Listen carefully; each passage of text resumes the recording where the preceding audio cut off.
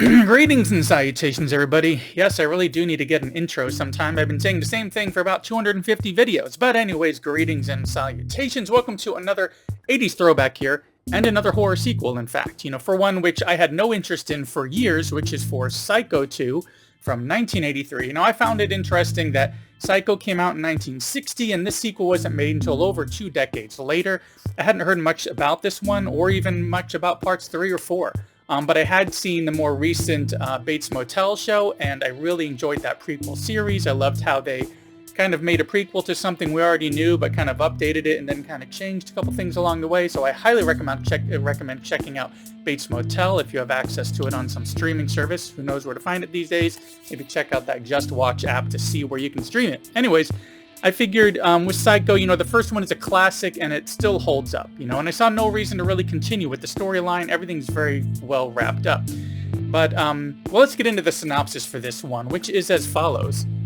After 22 years of psychiatric care, Norman Bates attempts to return to a life of solitude, but the specters of his crimes and his mother continue to haunt him. Okay, so first off, the only reason why I finally decided to check this one out was that in recent years I'd been hearing this one come up a lot in various horror discussions, and in a very positive light. And within those discussions, I found out that somehow I overlooked that this one was written by Tom Holland. No, not that Tom Holland. This Tom Holland. The Tom Holland who had also written and directed my favorite vampire film, Fright Night, which I have a couple videos about that franchise, and I'll link to at the end, as well as it also made Child's Play. So loving those two films, along with hearing all this positive speak, I was on board to finally check this one out. So I came across this Blu-ray, yes, another Viper video plug, and, I scooped it up, sat down with it the other night, and, so really, I guess the real question is there anything to this one? Was it actually worth building out a sequel to a film that many regard as perfect? Well, in short, absolutely. I was very surprised with how much I had enjoyed this film. The story, as the synopsis says, builds off the original, but really doesn't revisit or retread on any of those same beats and points and scenes that we had from the original. It really is its own thing. So, we get Norman being released as cured of his mental illness, and already at that hearing, Lila Crane, who the role is reprised by Vera Miles from the original film, is kind of protesting his release, because he had technically killed people, even though he was kind of taking on the persona of his mother.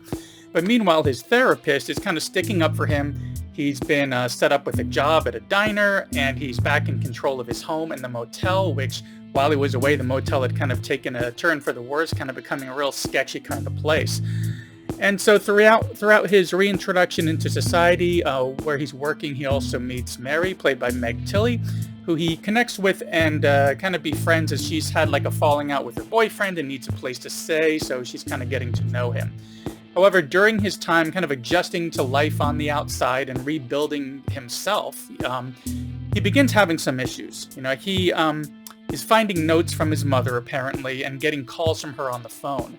And he's also being picked on by one of the locals who really has some serious beef with him because of all the history around him. And some other items that kind of, some other issues that kind of come up within the storyline.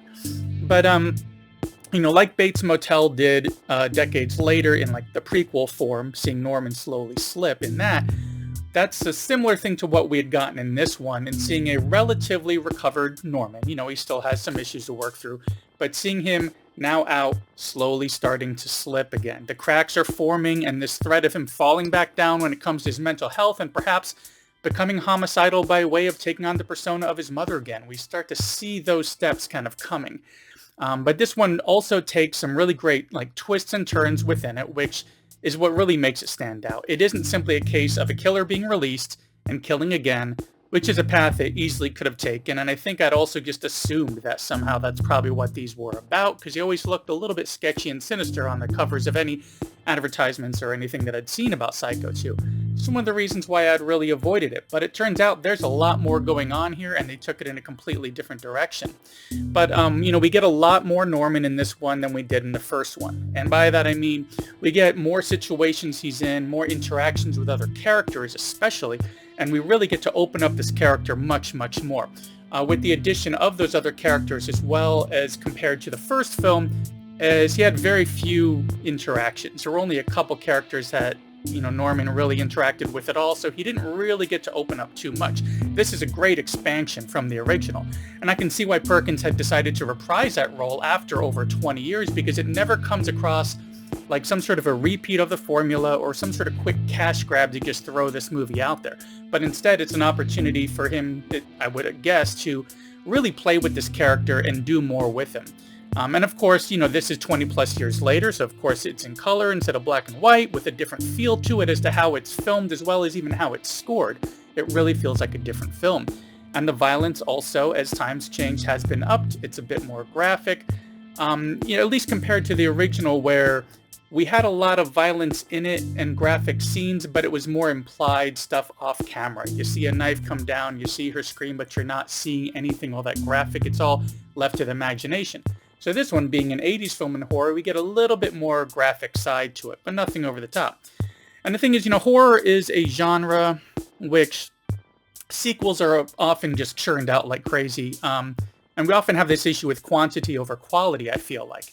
We look at, when it comes to like sequels, prequels, and remakes, we have, 9 Elm Street films, 12 Friday the 13th films, 13 Halloween, 11 Hellraiser, and I think 476 Amityville films, to varying degrees of success or even acceptance, or even, they just churn them out.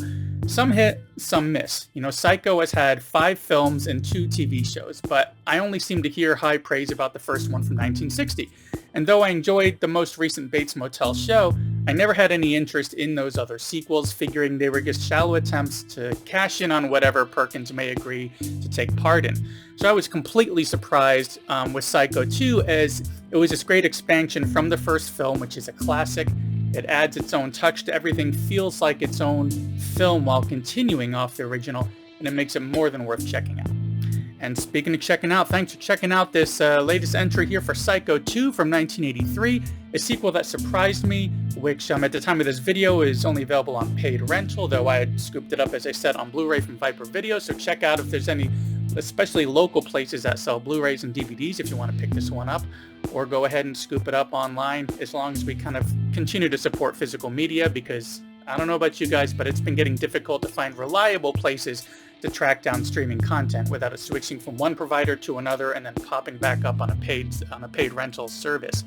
But anyways, this was one that had been on my list to check out for a little while now, ever since I'd heard that positive speak and that Tom Holland was the writer of this. I'm not sure if I will jump on to parts 3 and 4. At least, at this time, I'm not really as close-minded to seeing them one day. But maybe I will check them out now that I was so pleasantly surprised with part 2. And I believe on a post of mine somewhere, somebody mentioned some positive stuff about Psycho 3 as well, kind of being its own little take on certain things. So maybe I'll check those out as well. Anyways, that's all I have for this one. Thanks for coming by and for sticking around to the end, as it really does help out quite a bit. Be sure to like and subscribe if not already subscribed. If you're not sure, check out my back catalog.